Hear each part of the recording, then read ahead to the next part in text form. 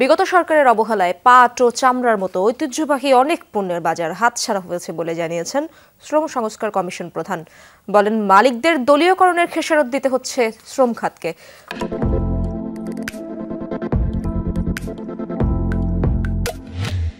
দুপুরে শ্রম ভবনে সংবাদ সম্মেলনে এসব জানান সংস্কার কমিশন প্রধান সৈয়দ সুলতান আহমেদ।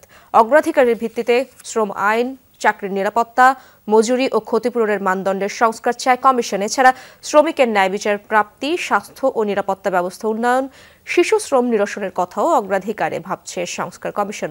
সংবাদ সম্মেলনে জানানো হয়, শ্রমিকদের মধ্যে রয়েছে দীর্ঘদিনের বঞ্চনা, ট্রেড ইউনিয়ন করতে গিয়ে চাকুরিচ্যুত, হুমকি ও সহিংসতার শিকারও হচ্ছেন অনেকে।